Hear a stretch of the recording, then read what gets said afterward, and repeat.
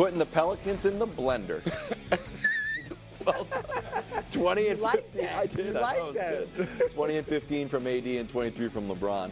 Despite the King running out of gas in the fourth, a little bit of editorialization in the newsread. That doesn't seem You fair. always do that for LeBron and LeBron only, and then What you're did like, I love LeBron. I do. Go ahead. Did he play well? No, well, again, like you said, editorialization in the newsread. Let's get to it. Here's Anthony Davis. I think we're clicking at the right time. We still have a lot to, accomplish, and our goal wasn't to win 12 out of 15. Obviously we're taking it one game at a time, but I think we're clicking at the right time. Guys are playing well. Guys are very confident. Guys have found their rhythms, and we're going to need it, especially for this series. Okay. Should Lakers fans be happy with last night's win? 100%. And the game after was why. I know, Brew, you're disappointed that I didn't do the no, they shouldn't be happy. They should be ecstatic. I saw it in his eyes waiting for it. I thought it was coming. I know you did. I almost did it. I was like, 3 days in a row is too much. The game after was why. Because you lose last night's game. Yeah, you avoid Denver, and yeah, there's these other things open. But guess what? Your second best player can go 0 for 10, and an undrafted essential rookie can have the game of his life, and you're just going home. The other reason, because last night, I want to be clear, the Lakers played, I thought, really well for about a 18-game-minute stretch. From the second quarter into the first half of the third quarter, across halftime. And the first quarter, they didn't play well at all. And then the final 18 minutes of the game, they were holding on for dear life, and I thought played poorly. And LeBron did look out of gas. Right. And I think more was taken out of him than the broadcast acknowledged from the Zion charge and the following charge that he took. But they've been playing, they were also mentally exhausted. They've been playing do-or-die games for a month, essentially. When they lost to the Warriors on March 16th, they were 36 and 32, trying to avoid the 9-10. And so it was an ugly win. I didn't think LeBron played great. I didn't think AD played great, even though AD made the play of the game off the LeBron miss, getting the rebound and getting fouled. But it sets up, in my opinion, the ideal scenario, and it gives them, for the first time in more than a month, a margin of error that they didn't have, and they certainly wouldn't have had on Friday night. So, yeah, they should be happy with it. Yeah, they absolutely should be happy. Obviously, you got to face Denver, but we knew that was coming. They've been preparing for that, all right?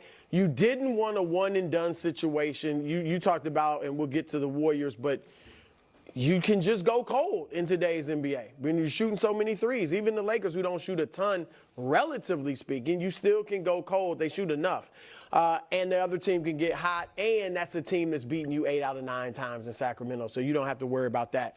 But on the court, to win a game on the road where they've been bad, all right, and where your two best players don't play well for the most part. AD and LeBron shot 12 for 36, yes. 33%, and you still won. And what you like, if you're a Lakers fan, because especially going into this series with Denver, you're going to need this. The others, as Shaq would call them, stepped up. Yep. D'Angelo Russell, who is not, he's been historically bad in the playoffs. Yep. All right, steps up, hits the huge shot. 51 seconds left. Probably put him the up biggest 4. shot of his career. Possibly. No, I mean, because he's never made a big shot in the playoffs. Shot. What about all this? I've seen this 50 Yeah, in the regular season. I think that was probably the biggest shot of his Well, career. look, Yeah. he said all the public criticism has hardened him and made him tougher. Yeah. And last night, if you're a Lakers fan, cling to that. Yeah. Cling to that shot. Austin Reeves, nice game, 16.6 assists. Yep. Fourth quarter when LeBron was struggling, he plays, getting the ball to AD. And Gabe Vincent, who we know how big he was last year from Miami, probably has his best game of the season. I know he hadn't He played missed that 55 much, games, but when he but yeah. has played, he's been inconsequential. exactly right. So Okay, so let's break this down because I disagree wholeheartedly. I get on the surface why you should be happy in terms of avoiding a do or die game against a against like an intense Kings team right now. I get that. And then also now you get some extra rest. So on that side, sure, you should be happy. But if you really look at that game highlighted a few things, okay? it highlighted that, one, LeBron and AD got out of gas, right? That is what's going to happen in a 7-game series.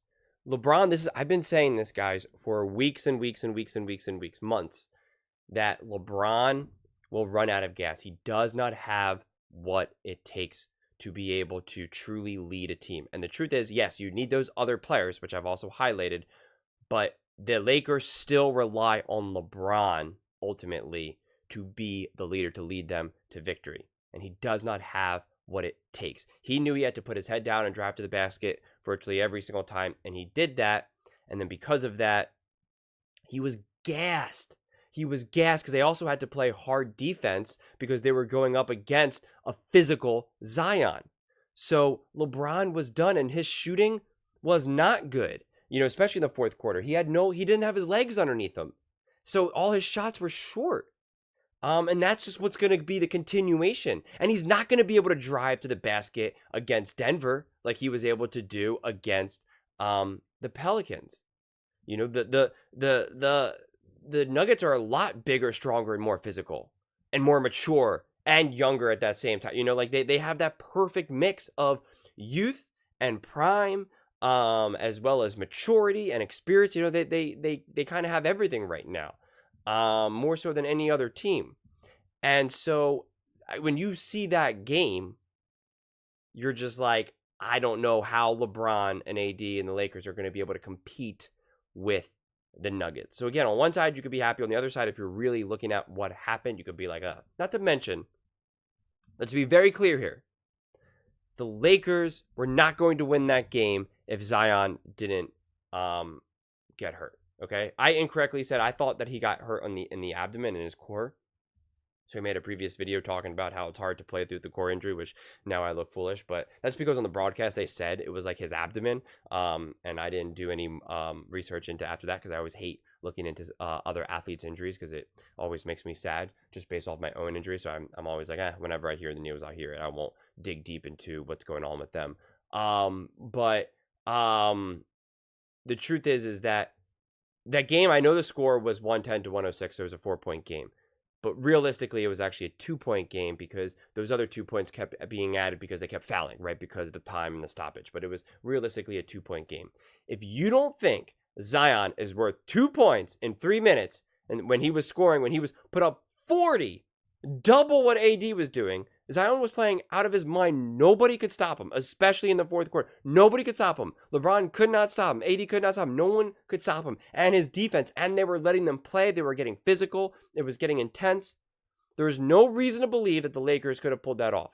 Now, even if you just want to say, hey, there's no guarantee that that would have happened, even if Zion was playing, you don't know that. Fine. Let's concede that. CJ McCollum was averaging 20 points a game. He scored 10. He played terrible. Terrible. You needed CJ to go completely cold. And it was not because of your great defense of the Lakers. CJ was just missing shots. Was not good. The Pelicans as a whole could not hit the open shots while the Lakers could. That is not what's going to happen with the better teams in the league. That is not what's going to happen with OKC. That's not what's going to happen with the Timberwolves. That's not what's going to happen with the Denver Nuggets. It's not what's going to happen. This happened with the Pelicans, where Brandon Ingram is probably still injured or banged up. It's, unknown, but he couldn't really play. CJ McCollum just did not show up. He had a cold night, and of course Zion got injured. But it was all Zion, and yet you just eked out a win. So I don't know how you can feel good about that, because in a best of 7, if everyone was healthy, the Lakers are losing to the Pelicans, and the Pelicans are nowhere near on the level of the Denver Nuggets or any of these other top teams. So I just think, again, if you're looking at it on a very short-term micro level, then yeah, you could be happy about the Lakers.